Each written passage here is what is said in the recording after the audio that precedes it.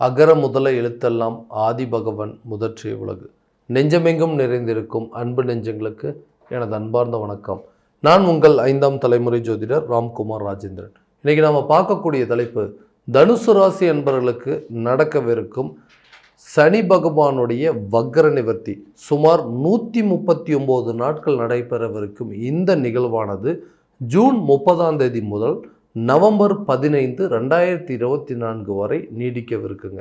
So இந்த நிகழ்வு இந்த தனுசு ராசி அன்பர்களுக்கு, அதாவது உங்களுடைய 3ஆம் இடமான தைரியஸ்தானத்தில் நடைபெறவிருக்குங்க.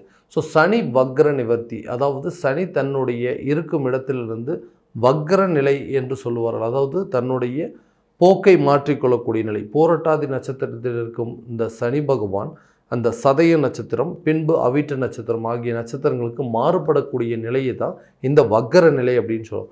ஸோ இந்த வக்ர நிலை எப்படி இருக்குங்க தனுசு ராசி என்பவர்களுக்கு அப்படின்னு சொன்னால், இந்த சனி பகவான் தான் கும்பராசியில் ஆதிக்கம் செலுத்தியிருக்கு. கும்பராசியில் தான் இடம்பெயர்ச்சி அடை.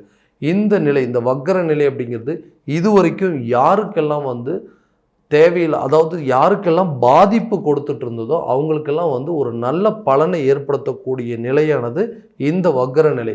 இது வரைக்கும் பிரச்சனையவே சந்திச்சிட்ருக்கோம், நிறைய பாதிப்புகளை சந்திச்சாச்சுங்க, எங்களுக்கு நல்லதே நடக்காதா, இந்த நிகழ்வுகள்லாம் மாறாதான்னு சொல்லக்கூடியவங்களுக்கு பாதிப்புகளை கொடுத்துட்டு இருந்தக்கூடிய இந்த சனி பகவான் இந்த வக்ர நிவர்த்தியில் நன்மைகளையும் நற்பலன்களையும் ஏற்படுத்தக்கூடிய நிலை அப்படிங்கிறது இந்த காலகட்டங்களில் நடக்கும். ஸோ தனுசு ராசி என்பவர்களுக்கு இந்த நிகழ்வு எந்த விதமான அற்புதங்கள் மற்றும் சிறப்புகள் கொடுக்க போகுது அப்படிங்கிறதையும் தெளிவாகவும் துல்லியமாகவும் இந்த காணொலியில் பார்க்கலாங்க.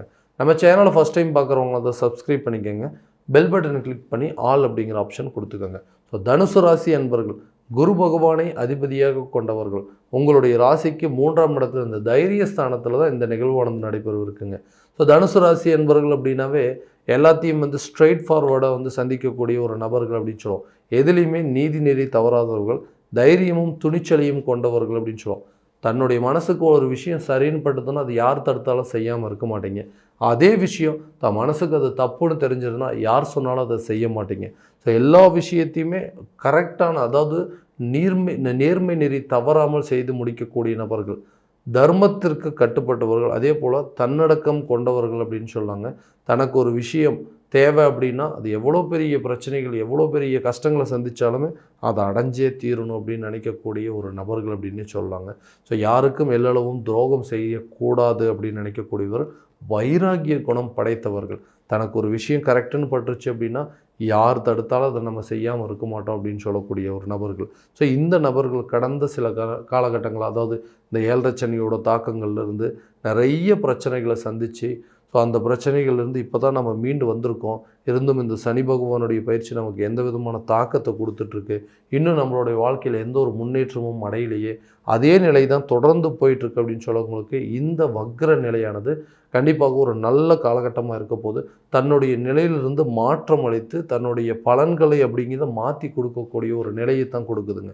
ஸோ யார் மனசையும் புண்படுத்தக்கூடாதுன்னு நினைக்கக்கூடிய ஒரு நபர்கள், ஆனால் எனக்கு மட்டும் ஏன் இப்படி நடக்குது, எல்லாருமே என்னை ஒரு விதத்தில் என்னை ஏதாவது ஒரு விதத்தில் துன்புறுத்திகிட்டே இருக்கிறாங்க, எல்லளவும் யாருக்கும் துரோகம் செய்யக்கூடாதுன்னு நினைக்கிறேன், யாருக்கும் எந்த கஷ்டத்தையும் கொடுக்கக்கூடாது, யாருக்காக உழைக்கிறோமோ அவங்களே நம்மளை புரிஞ்சிக்க முடியாத சில சூழல் அப்படிங்கிறதெல்லாம் உருவாயிருச்சு, இவங்களுக்காக தான் இவ்வளோ கஷ்டப்படுறோம், ஆனால் இவங்களே நம்மளை அதை நினச்சி பார்க்க மாட்டேங்கிறாங்களே, எல்லா விதத்துலேயும் துரோகத்தை சந்திச்சாச்சுங்க, எல்லா விதத்துலேயும் நஷ்டங்களையும் சந்திச்சாச்சு, நினச்சி கஷ்டப்பட்டு இந்த வாழ்க்கை நமக்கு தேவையா, நம்ம ஏன் இந்த வாழ்க்கையில் இருக்கிறோம், நம்ம நினச்சது ஒன்று நடக்கிறது ஒன்று, இன்றைக்கி இந்த நிலை எல்லாமே மாறிடுச்சு, இது மாறக்கூடிய சூழல். ஏன்னா நம்ம ஆசைப்பட்ட வாழ்க்கையும் நமக்கு கரெக்டான விதத்தில் அமையலைங்க, அதே போல் கிடைச்ச வாழ்க்கையை நம்ம ஆசைப்பட்ட நிலையில் ஏற்றுக்க முடியல.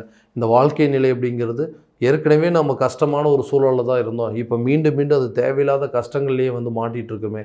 பணம் ரீதியாகவும் சில பிரச்சனைகள், ஒருத்தருக்கு அதாவது ஒரு காலத்தில் நம்ம எல்லாத்துக்கும் கொடுத்து உதவி பண்ணிகிட்டு இருந்தோமே, ஆனால் இன்றைக்கி நம்ம ஒருத்தர்கிட்ட கையேந்தி நிற்கக்கூடிய நிலை அப்படிங்கிறது வந்துச்சு. இந்த நிதி தேவைகள், நிதி பற்றாக்குறை அப்படிங்கிறது கண்டிப்பாக நமக்கு தீரவே தீராதா. அதே போல் இந்த கணவன் மனைவிக்கிடையே இருக்கக்கூடிய பிரச்சனைகள் அப்படிங்கிறது நமக்கு விலகாதான். எதனால் இந்த நிலை போயிட்டுருக்கு, எப்போ பார்த்தாலும் வாழ்க்கையில் ஒரு திருப்திகரமற்ற சூழ்நிலையாகவே போயிட்டுருக்கு அப்படின்னு சொல்லக்கூடிய நபர்களுக்கு இந்த காலகட்டங்கள் கண்டிப்பாக ஒரு நல்ல யோக காலமாக இருக்க போதுங்க. தொழில் ரீதியாக புதிய ஒப்பந்தங்கள் கண்டிப்பாக உங்களை தேடி வருங்க. ஏன்னா இது வரைக்கும் நீங்கள் பிஸ்னஸ் பண்ணிட்டு இருந்திருப்பீங்க. அந்த பிஸ்னஸில் நிறைய விஷயங்கள் நீங்கள் எதிர்பார்த்துட்டு இருந்திருப்பீங்க. புது கான்ட்ராக்ட்ஸ் அப்படிங்கிறதெல்லாம் வெயிட் பண்ணிட்டு இருந்திருப்பீங்க. அட்லீஸ்ட் இந்த தொழிலை பண்ணால் தான் நம்மளுடைய வாழ்க்கையில் அடுத்த லெவலுக்கே போக முடியும். அந்த அளவுக்கு கஷ்டங்கள் அனுபவிச்சுட்டு இருக்கோம். அந்த தொழிலில் வந்து எல்லா விதத்துலேயும் நஷ்டங்களை சந்திச்சாச்சு. ஏன்டா இந்த தொழிலை ஏற்று நடத்தணும், பேசாமல் நம்ம எங்கேயாவது வேலைக்கே போயிடலாமா, இல்லை ஏதாவது ஒரு கண்காணாத தூரத்துக்கு வெளிநாட்டுக்கு எங்கேயாவது போய் கொஞ்ச நாளைக்கு வேலை செஞ்சுட்டு வந்தோம்னா இந்த பிரச்சனைகள்லாம் தீராது அப்படின்னு சொல்லிட்டு யோசித்து இருக்கக்கூடிய பிஸ்னஸை கரெக்டான விதத்தில் பண்ண முடியல.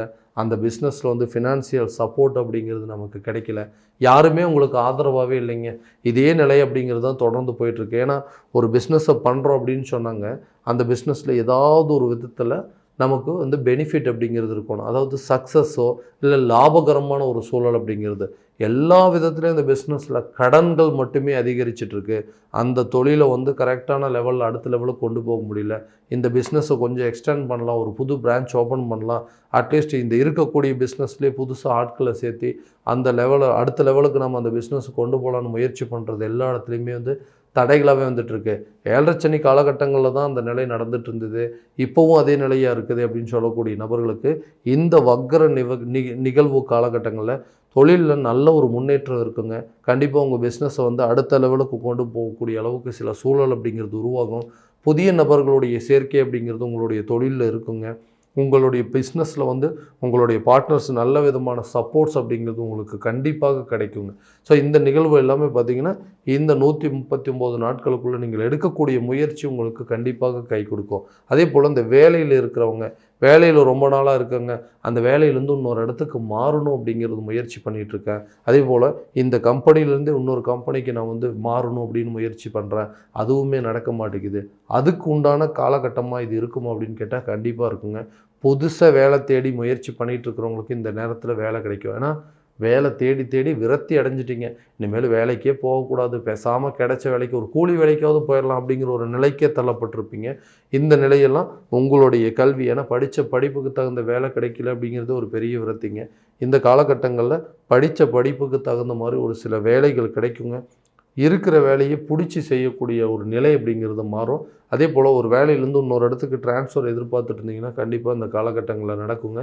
அதே போல் ஒரு கம்பெனிலேருந்து இன்னொரு கம்பெனிக்கு முயற்சி பண்ணிகிட்ருக்கோம், இதை விட எனக்கு சேலரி கொஞ்சம் அதிகமாக இருக்கும், இந்த வேலையை ஏதாவது ஒரு சூழ்நிலையில் நான் தக்க வச்சுக்கணும் அப்படின்னு நினைக்கக்கூடியவங்களுக்கு இந்த காலகட்டம் ஒரு நல்ல ஒரு காலகட்டமாக இருக்க போது வேலையில் ஒரு நல்ல முன்னேற்றமும் மற்றும் வேலை மாற்றத்துக்கு உண்டான நிலைகளும் புதிய வேலை கிடைப்பதற்கான சில சூழல் அப்படிங்கிறது கண்டிப்பாக உங்களுக்கு உருவாகுங்க. அடுத்ததாக இந்த திருமணம் சார்ந்த சில முயற்சிகள் அப்படிங்கிறது, திருமணம் அப்படிங்கிறது ஒரு ஒரு நல்ல நிலை அப்படிங்கிறது வரமாட்டேங்குது. ஏன்னா நான் வந்து திருமணம் அப்படிங்கிறது நான் ஒரு லவ் மேரேஜுங்க, நான் லவ் பண்ணிகிட்டு இருந்தேன், அந்த லவ் அப்படிங்கிறது வந்து சக்ஸஸ் ஆகாமல் போயிடுச்சு. ஸோ இனிமேலாவது புதுசாக ஒரு லைஃப்பை வந்து ஸ்டார்ட் பண்ணணும், ஒரு மேரேஜ் அப்படிங்கிறது நடக்காதா, ஏன்னா எங்கள் வீட்டில் வந்துட்டு இன்னும் அதையவே நினச்சிட்ருக்கிறியா, இன்னும் அந்த வழியிலேருந்து வேதனையிலேருந்து வெளியே வரலையா, அடுத்தது புதுசாக ஒரு மன வாழ்க்கையை ஏற்படுத்தணும்னு சொல்லிட்டு நிறைய அலைன்ஸ் பார்க்க ஆரம்பித்தாங்க. பட் அதுவுமே எந்த விதத்துலையும் ஒர்க் அவுட் ஆகலை. ஸோ இது திருமணம் வந்து டிலே ஆக எனக்கு என்ன தோணுது அப்படின்னா, இனிமேல் திருமணம் பண்ணாமல் இப்படியே நம்ம இருந்துடலாமா அப்படின்னு சொல்லி யோசிக்கக்கூடிய நிலைக்கு தள்ளப்பட்டுட்டேன்னு சொல்கிறவங்களுக்கு இந்த காலகட்டங்களில் திருமணம் சார்ந்து எடுக்கக்கூடிய முயற்சிகள் நல்ல ஒரு பலன் அளிக்கும். அதே போல் 2ஆம் திருமணத்திற்கு வெயிட் பண்ணிகிட்டு இருக்கிறவங்க, ஓகேங்க ஃபஸ்ட்டு மன வாழ்க்கை தான் எனக்கு சரியான விதத்தில் அமைப்பு இல்லாமல் போயிடுச்சு, ஸோ புதுசாக மறுபடியும் 2ஆவதாக ஒரு திருமணத்திற்காக வெயிட் பண்ணிகிட்ருக்கேன். ஸோ இந்த இந்த இந்த காலகட்டங்களில் திருமணம் அப்படிங்கிற யோகம் இருக்கான்னு கேட்டிங்கன்னா கண்டிப்பாக 2ஆம் திருமணத்திற்கு உண்டான சில சூழல் அப்படிங்கிறது உங்களுக்கு சாதகமான நிலை அப்படிங்கிறது ஏற்படுங்க. குழந்தை பாக்கியம் இல்லாத தம்பதியினருக்கு குழந்தை பாக்கியம் பெறுவதற்கான யோக காலமாக ஒரு நல்ல தகவல்கள் உங்களை வந்து சேரக்கூடிய நிலையாக இருக்க போது.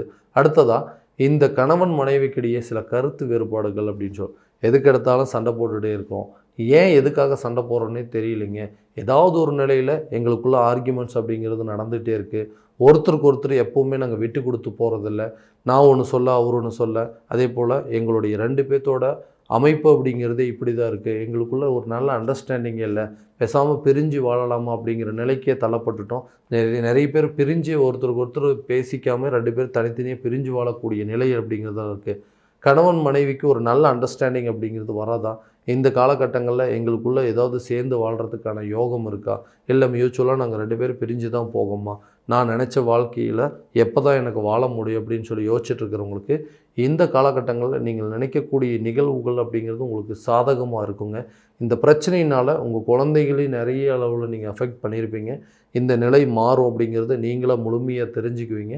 2 பேருமே ஒரு இடத்துல உட்காந்து மனம் விட்டு பேசி கணவன் மனைவிக்கிடையே இருக்கக்கூடிய கருத்து வேறுபாடுகள் அப்படிங்கிறது அகலக்கூடிய சூழல், மனைவி மக்களோடையும் குழந்தைகளோடையும் நல்ல ஒரு டூர் போயிட்டு வரதோ இல்லை வெளியூர் சென்று வரக்கூடிய ஒரு யோக காலமாக உங்களுக்குள்ளே இருக்கக்கூடிய பிரச்சனையை தீர்க்கக்கூடிய காலமாக இருக்க போது இந்த சனி பகவானுடைய வக்ர நிலை அப்படின்னு சொல்லுவாங்க. அதே போல் இந்த வீடு வாங்கிறதுக்கான யோகம், சொத்து பத்துக்களை வாங்கிறதுக்கான யோகம் இருக்குங்களா? ஏன்னா ஒரு ப்ராப்பர்ட்டி ஒன்று வாங்கிட்டேங்க, ஆனால் அதில் பெரிய வில்லங்கங்கள் அப்படிங்கிறதுலாம் இருக்குது. அதே போல் சொந்தமாக ஒரு வீடு கட்டணும் அப்படிங்கிறது ஒரு முயற்சி பண்ணிகிட்ருக்கிறேன், அந்த முயற்சி எங்களுக்கு ஈடேறுமா? வண்டி வாங்கிறதுக்கான யோகம் இருக்கும்னா இது ஒரு நல்ல காலகட்டங்கள். ஏன்னா இந்த நேரத்தில் விரயங்கள் அப்படிங்கிறது நிறைய ஆகிறதுக்கான சூழல் அப்படிங்கிறது உருவாக்குங்க. அந்த விரயங்களை சுப விரயங்களாக மாற்றக்கூடிய ஒரு நிலைக்கு நீங்களே அதை வந்து கரெக்டாக இந்த நேரத்தில் ஒரு வண்டி வாங்குறதோ இல்லை வீடு கட்டுறதுக்கான சில முயற்சிகள் எடுக்கிறது, ஒரு நிலம் வாங்கிறதுக்கான முயற்சிகள் எடுக்கிறது எல்லாமே சுப விரயங்களாக மாறக்கூடிய தருணமாக இருக்க போது இந்த காலகட்டம். அதே போல் அந்த கடன் ரீதியாக சில பிரச்சனை இருக்குங்க. கடன் அப்படிங்கிறது எதுக்காக வாங்கணுன்னே தெரியல. ஒரு கட்டத்தில் ஒரு கடன் பிரச்சனைக்காக சில நேரத்தில் வந்து யாருக்குமே தெரியாமல் தலைமுறைமாக போயிடலாமா, இல்லை இந்த வாழ்க்கையே நமக்கு வேண்டாம், அந்த வாழ்க்கையை முடிச்சிக்கலாமா அப்படிங்கிற நிலைக்கெல்லாம் தள்ளப்பட்டிருப்பீங்க. ஏன்னா யாருக்காகவும் உதவி பண்ண போய் அந்த பணத்துக்கு கடைசியில் நீங்கள் வட்டி கட்டக்கூடிய நிலை, அந்த பணத்தையும் நீங்களே கட்டக்கூடிய சூழல் அப்படிங்கிறதெல்லாம் உருவாக்கும். ஸோ பண ரீதியாக இருக்கக்கூடிய பிரச்சனைகள் இந்த காலகட்டங்களில் நிச்சயமாக தீரக்கூடிய நிலை அப்படிங்கிறது உருவாகுங்க. ஆன்மீகம் சார்ந்த சில முன்னேற்றங்கள் அப்படிங்கிறது ஏற்படும். ஸோ ஆன்மீகம் சார்ந்த சில முயற்சிகள் எடுத்தீங்க அப்படின்னா இந்த காலகட்டங்களில் ஒரு கோயிலுக்கு போயிட்டு வருது, இல்லை வந்து வீட்டில் ஏதாவது ஒரு பரிகார பூஜைகள் பண்ணுறது, கணபதி ஹோமம் பண்ணுறது, இந்த மாதிரி சில சுப நிகழ்வுகள்லாம் பண்ணிவிட்டு உங்களுடைய வாழ்க்கையில் இருக்கக்கூடிய பிரச்சனைகளை தீர்க்கக்கூடிய காலகட்டமாக கண்டிப்பாக இது இருக்க போதுங்க. அடுத்ததாக இந்த உடல் ரீதியாக இருக்கக்கூடிய பாதிப்புகள், உடல் ரீதியாக இருக்கிறது மட்டும் இல்லைங்க, அதுவே மன ரீதியாக சில பாதிப்புகள் அப்படிங்கிறது கொடுத்துருச்சு. உடலில் பிரச்சனைங்க, உடலும் சோர்வு, மனமும் சோர்வு, எந்த நேரத்துலையும் என்னால் ஆக்டிவாகவே இருக்க முடியல, ஒரு விஷயத்தை வந்து டக்குன்னு என்னால் செய்ய முடியலன்னு சொல்லிட்டு இருக்கிறவங்களுக்கு சனி கண்டிப்பாக சுறுசுறுப்பை தரக்கூடிய ஒரு கிரகங்க. அதுவும் இந்த 3ஆம் இடமான தைரியஸ்தானத்தில் இருக்கும்போது இருக்கக்கூடிய பிரச்சனைகளை எடுத்து எரிஞ்சிட்டு நம்மளுடைய வாழ்க்கையில் எந்த பாதிப்பும் இல்லை, இனிமேல் ஆரோக்கியமாக தான் இருக்குன்னு சொல்லிட்டு விடாமுயற்சி மூலமாக, உடற்பயிற்சி மூலமும், மன தைரியத்தில் தியானங்கள் மூலமாகவும் உடலை நல்ல ஒரு ஆரோக்கியமாக கண்டிப்பாக வச்சுக்குவீங்க. அமைதியாக இருக்கக்கூடிய சூழல் அப்படிங்கிறது, ஏன்னா இந்த நேரத்தில் ஆர்கியூமெண்ட்ஸ் அப்படிங்கிறது ரொம்ப அதிகமாக வருங்க. ஒருத்தருக்கு ஒருத்தர் தேவையில்லாத யாரு கூடயாவது பேசும்போது கண்டிப்பாக உங்களுடைய வார்த்தையில் நிதானம் அப்படிங்கிறது தேவையில்லைன்னா அதுவே பெரிய வாக்குவாதமாக மாறக்கூடிய நிலை அப்படிங்கிறது இருக்குங்க. அடுத்தது குழந்தைங்களுடைய கல்வியில் நல்ல ஒரு முன்னேற்றம் அப்படிங்கிறது இருக்குங்க. அவங்கள வந்து ஹையர் ஸ்டடீஸ் படிக்க வைக்கிறதுக்கான வாய்ப்பும் நல்ல ஒரு சூழல் அப்படிங்கிறது இருக்கும். ஸோ இது வரைக்கும் குடும்பத்தில் இருக்கக்கூடிய பிரச்சனைகளை தீர்த்து வைக்கக்கூடிய யோக காலமாக இருக்க போதுங்க இந்த சனி பகவானுடைய வக்கர நிலை அப்படிங்கிறது. ஸோ நம்ம இது வரைக்கும் பார்த்தது எல்லாமே கோச்சார பலன்கள் மட்டும்தான். இந்த பலன்கள் அனைத்தும் உங்களுக்கு நடக்குமா அப்படின்னா உங்களுடைய ஜனன ஜாதகத்தை முழுமையாக தெரிஞ்சுக்கிட்டு அதற்குண்டானபடி சில முயற்சிகள் எடுத்திங்கன்னா கண்டிப்பாக நல்ல ஒரு சக்ஸஸ் அப்படிங்கிறது இருக்குங்க. ஸோ உங்களுடைய ஜாதகம் எங்கிட்ட பார்க்கணும் அப்படின்னு ஆசைப்பட்டீங்கன்னா கீழே இருக்கிற நம்பருக்கு காண்டாக்ட் பண்ணி அப்பாயின்மெண்ட் ஃபிக்ஸ் பண்ணிக்கோங்க. அப்படி இல்லையா உங்களோட ஜாதகத்தை வாட்ஸ்அப் மூலமாக அனுப்பிச்சி வச்சிங்க அப்படின்னா தெளிவான முறையில் கணிச்சு துல்லியமான பலன்கள் அப்படிங்கிறது உங்களுக்கு தெரியப்படுத்தப்படும். மீண்டும் அடுத்த காணொலியில் உங்களை சந்திக்கும் வரை உங்களிடமிருந்து விடைபெறுவது உங்கள் ராம்குமார் ராஜேந்திரன். நன்றி.